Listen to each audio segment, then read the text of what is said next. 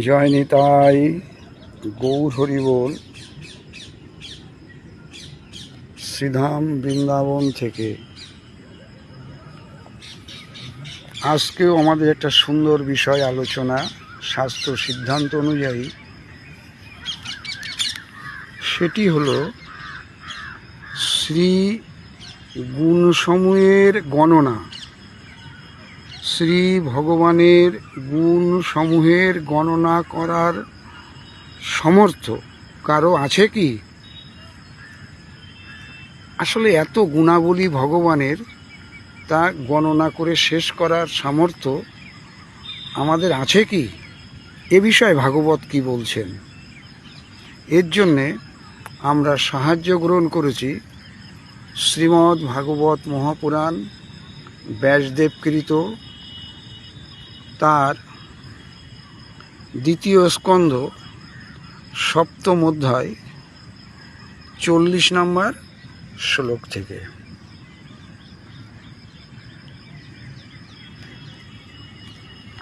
এখানে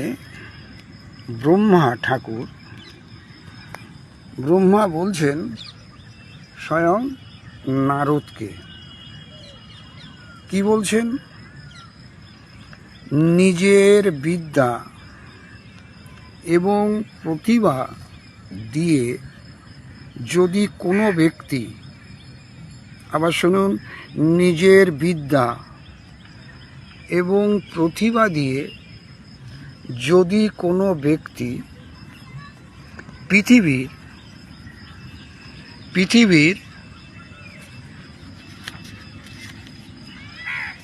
প্রতিটি ধূলিকণারও সংখ্যা গণনা করতে পারেন, পৃথিবীর প্রতিটি ধূলিকণার সংখ্যা গণনা করতে পারেন, যদি পারেন, অসম্ভব, তবুও সংসারে এমন কে আছে যে শ্রী ভগবানের গুণসমূহ গণনা করতে সমর্থ?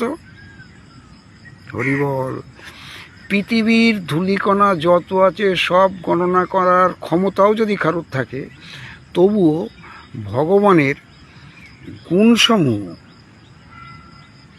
গণনা করা অসম্ভব, কারোর সামর্থ্য নেই।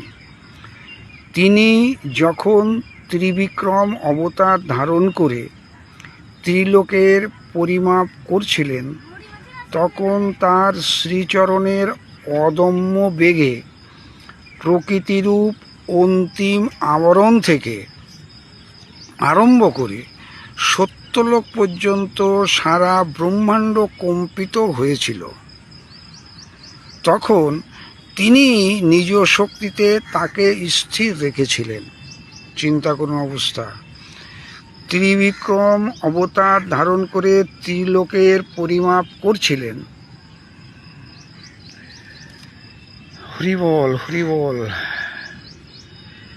তখন তার শ্রীচরণের অদম্য বেগে প্রকৃতিরূপ অন্তিম আবরণ থেকে আরম্ভ করে সত্যলোক পর্যন্ত সারা ব্রহ্মাণ্ড কম্পিত হয়েছিল। তখন তিনি নিজ শক্তিতে তাকে স্থির রেখেছিলেন। কল্পনা করা যায় ভগবানের গুণসমূহ আমরা গণনা করব? অসম্ভব। এটা আমরা পেলাম শ্রীমদ্ ভাগবত মহাপুরাণ দ্বিতীয় স্কন্ধ সপ্তম অধ্যায় 40 নম্বর শ্লোক থেকে। হরে কৃষ্ণ কৃষ্ণ কৃষ্ণ হরে হরে, হরে রাম রাম রাম হরে হরে। জয় জয় নিতাই গৌর সীতানাথ প্রেমানন্দে। হরির ধ্বনি বলমন।